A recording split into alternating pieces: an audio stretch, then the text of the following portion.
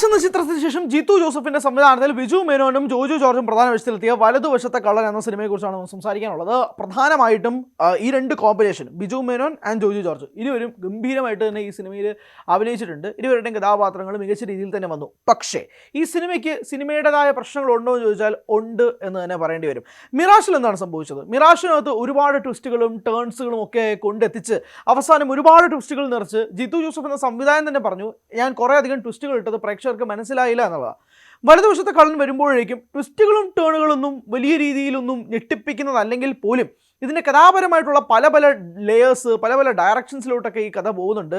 വല്ലാണ്ട് കോംപ്ലക്സ് ആവുന്ന തിരക്കഥ ഡൈല്യൂട്ട് ചെയ്ത് പ്രേക്ഷകരിലേക്ക് എത്താൻ സഹായിച്ചില്ല എന്നുള്ളത് വേണം തന്നെ പറയാൻ. ഫസ്റ്റ് ഹാഫിനകത്ത് ഒരുപാട് ഇവൻസുകൾ ഇങ്ങനെ കുമിഞ്ഞുകൂടി വന്നുകൊണ്ടേയിരുന്നു. അതെല്ലാം എൻ്റർടൈനിങ് ആയിരുന്നു, നല്ല രസത്തിൽ ഇങ്ങനെ പൊക്കോണ്ടിരിക്കുകയും ചെയ്യുന്നുണ്ടായിരുന്നു. എന്നാൽ സെക്കൻഡ് ഹാഫിലേക്ക് വന്നപ്പോൾ കഥ ഒരു രീതിയിലേക്ക് പോകുന്നു, അത് കഴിഞ്ഞ് വേറൊരു രീതിയിലേക്ക് പോകുന്നു, അത് കഴിഞ്ഞ് വേറൊരു പാറ്റേൺ പോകുന്നു, അത് കഴിഞ്ഞ് വേറൊരു ജിക്സോ പസിൽ ഫില്ല് ചെയ്യാൻ വേണ്ടി പോകുന്നു. അങ്ങനെ ഫില്ല് ചെയ്ത് അവസാനം പ്രേക്ഷകന് എങ്ങും എത്താത്ത, അവസാനം ഒരു ക്ലൈമാക്സിൽ പോലും ഒരു എൻഡിങ് ഉണ്ടോ എന്ന് ചോദിച്ചാൽ ഇല്ലാത്ത തരത്തിലേക്ക് ഈ സിനിമ മാറ്റി എന്നുള്ളതാണ് ഏറ്റവും നിരാശകരമായ കാര്യം. ജിത്തു ജോസഫിൻ്റെ സിനിമകളിൽ സാധാരണ കാണുന്ന ഈ ത്രില്ലർ സസ്പെൻസ് മോഡ് തന്നെ പ്രതീക്ഷിച്ചുകൊണ്ട് വലതുവശത്തെ കള്ളന് കയറാം. എന്നാൽ പോലും ആ സസ്പെൻസ് ഫാക്ടർ നിങ്ങൾ അധികം ഞെട്ടിക്കുമോ, അല്ലെങ്കിൽ ദൃശ്യത്തിനോളം വരുമോ, മെമ്മറീസിനോളം വരുമോ എന്നൊക്കെ കമ്പാരിസൺ വെക്കാതിരുന്നു കഴിഞ്ഞാൽ നിങ്ങൾക്ക് സാറ്റിസ്ഫൈങ് ചെയ്യുന്ന ഒരു സിനിമ കണ്ടിറങ്ങാമെന്നാണ് വിശ്വസിക്കുന്നത്. എന്നാൽ പോലും ഒരുപാട് ട്വിസ്റ്റുകളും പ്ലോട്ട് ടേൺസും ഒക്കെ ഈ സിനിമയ്ക്ക് ഉള്ളതുകൊണ്ട് സാധാരണ പ്രേക്ഷകന് കണ്ടുകൊണ്ടിരിക്കുമ്പോഴേക്കും എല്ലാം കൂടെ കണക്ട് ചെയ്ത് കിട്ടുമോ എന്നുള്ളത് ചോദ്യമാണ്. മാത്രമല്ല ഈ സിനിമയുടെ സെക്കൻഡ് ഹാഫിലേക്ക് നീങ്ങുമ്പോഴേക്കും പല കേസുകളിലേക്കും കഥ പോകുന്നുണ്ട്, ആ ഒരു കേസിലേക്ക് പോകുന്നുണ്ട്, ഇന്ന കേസിലേക്കും നീങ്ങുന്നുണ്ട്.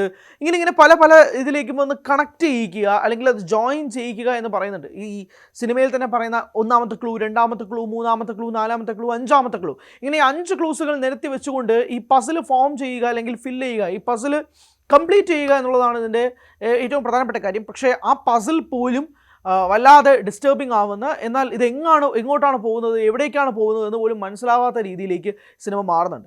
പെർഫോമൻസ് വൈസ് തന്നെയാണ് എടുത്ത് സൂചിപ്പിക്കേണ്ടത്. ലിയോണൽ ലിഷോയും ഇർഷാദും ജോജു ജോർജും ബിജു മേനോനും ഒക്കെ അതിഗംഭീരമായിട്ട് തന്നെ വർക്ക് ചെയ്തിട്ടുണ്ട്. ജിത്തു ജോസഫ് സിനിമയാണെന്നുള്ളത് ഈ സിനിമ കണ്ടുകൊണ്ടിരിക്കുമ്പോൾ തന്നെ മനസ്സിലാവും. ജിത്തു ജോസഫിൻ്റേതായിട്ടുള്ള ചില സിഗ്നേച്ചർ ഷോട്ട്സ്, സ്റ്റൈലൊക്കെ തന്നെ ഈ സിനിമയ്ക്കകത്തുണ്ട്.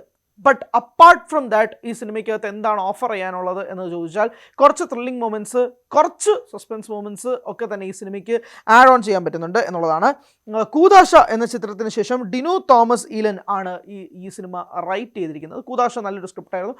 അതേപോലെ തന്നെ ഒരു സ്ക്രിപ്റ്റ് വൈസ് ഈ സിനിമ കുറച്ചുകൂടെ ഒന്ന് ഇൻട്രസ്റ്റിംഗ് ആക്കാനൊക്കെ ശ്രമിച്ചെങ്കിൽ പോലും വർക്കായില്ല എന്നത് വേണം തന്നെ പറയാം. 2 മണിക്കൂർ 18 മിനിറ്റ് ഉണ്ട് ഈ സിനിമയുടെ ദൈർഘ്യം. എന്നാൽ പോലും കുറേ ഭാഗങ്ങൾ കട്ട് ചെയ്യാമായിരുന്നു. എന്തിനാണ് ഇത്രയും എന്നത് ഫസ്റ്റ് ഹാഫിൽ കുറച്ച് മൊമെൻറ്റ്സിൽ തോന്നി. സെക്കൻഡ് ഹാഫ് പാക്ഡ് ആയിരുന്നു. പാക്ഡ് എന്ന് പറയാൻ കാരണം ഒരുപാട് ക്ലൂസ് ഇങ്ങനെ നമ്മുടെ മുന്നിൽ ഇട്ടിട്ടുണ്ട്. അപ്പോൾ എന്തൊക്കെയോ എവിടേക്കോ സംഭവിക്കുന്നുണ്ട്, പക്ഷേ എന്താണ് എവിടെയാണ് എന്നറിയാതെ ഒരു അവിയൽ പരുവത്തിലേക്ക് മാറിപ്പോയി എന്നുള്ളതാണ് ഇതിൻ്റെ സെക്കൻഡ് ഹാഫിന് സംബന്ധിച്ച് ഏറ്റവും വലിയ പാളിച്ച എന്നത് പറയേണ്ടിയിരിക്കുന്നത്. ഒരുപക്ഷെ പ്രേക്ഷകന് കൂടുതൽ ട്വിസ്റ്റ് വരാനും കുറച്ചുകൂടെ സസ്പെൻസ് എലമെൻറ്റ്സ് ഒക്കെ ഫില്ല് ചെയ്യാൻ വേണ്ടിയിട്ട് ചെയ്തതായിരിക്കാം. പക്ഷേ അത് നേരെ വർക്കായില്ലെങ്കിൽ അത് തിരിച്ച് ബാക്ക്ഫയർ ചെയ്യുന്ന ഒരു കാഴ്ച വന്നു. വലതുവശത്തെ കള്ളൻ എന്ന സിനിമയുടെ 2ാം പകുതിക്ക് സംഭവിച്ചത് അത് തന്നെയാണ്. ഒരുപക്ഷെ ഈ സിനിമയിൽ കുറച്ചധികം ആർട്ടിസ്റ്റുകൾ, സ്വാഭാവികമായിട്ടും മറ്റ് സിനിമകളെ പോലെ തന്നെ എല്ലാ സിനിമകളെയും പോലെ തന്നെ പ്രധാനപ്പെട്ടതായി നിൽക്കുന്നതല്ലാതെ മറ്റ് ചില ആർട്ടിസ്റ്റുകളുണ്ടല്ലോ.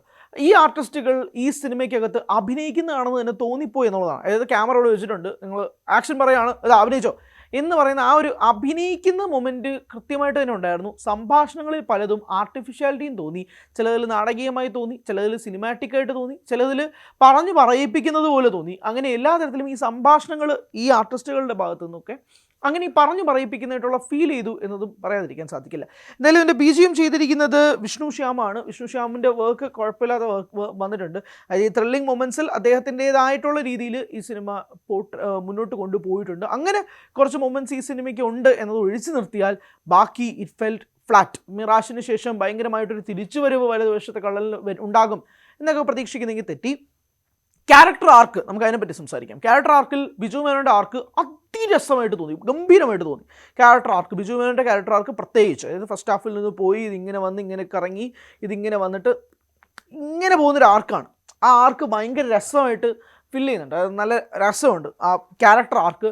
ജോജു ജോർജിൻ്റെ ക്യാരക്ടർ ആർക്കും നല്ല രസമുണ്ട്. പക്ഷേ ഇവർക്ക് രണ്ടുപേർക്കാണ് പ്രധാനമായിട്ടൊരു ക്യാരക്ടർ ആർക്കിൽ ഉണ്ടാകുന്ന ചേഞ്ചസും കാര്യങ്ങളൊക്കെ സംസാരിക്കാനുള്ളത്. അതുകൊണ്ടാണ് അതിനെപ്പറ്റി പറഞ്ഞത്. പക്ഷേ ജോജുവിൻ്റെ ക്യാരക്ടറിനേക്കാൾ കൂടുതൽ ഇൻട്രിഗിങ് ആയിട്ടും ഒരുപക്ഷെ വളരെ രസകരമായിട്ട് തോന്നിയതും ബിജു മേനോൻ്റെ ക്യാരക്ടറാണ്. പക്ഷേ the screenplay fell flat on the second half. First ഹാഫിൽ സ്ക്രീൻ പ്ലേ നല്ല രസമുണ്ടായിരുന്നു, നല്ല രസമായിട്ട് പോയി. പക്ഷേ സെക്കൻഡ് ഹാഫിലേക്ക് വന്നപ്പോഴേക്കും അത് എങ്ങോട്ടേക്കോ പോയി. അതാണ് വലതുവശത്തെ കള്ളൻ ഇൻ ഷോർട്ട്, അല്ലെങ്കിൽ ഒന്ന് ബ്രീഫായിട്ട് സംസാരിക്കാനുണ്ടെങ്കിൽ എന്ന് പറയേണ്ടി വരും. ഇനി ജിത്തു ജോസഫിന് വരാൻ പോകുന്നത് ദൃശ്യം 3 ആണ്.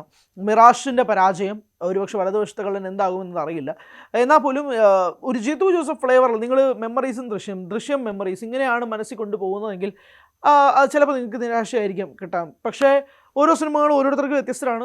സിനിമ തിയേറ്ററിൽ പോയി കാണേണ്ടതാണ്. നിങ്ങൾ തിയേറ്ററിൽ പോയി കാണുക. എൻ്റെ അഭിപ്രായത്തിന് വിപരീതമാണെങ്കിൽ അതും സ്വാഭാവികമായിട്ടും പറയേണ്ടത് തന്നെയാണ്.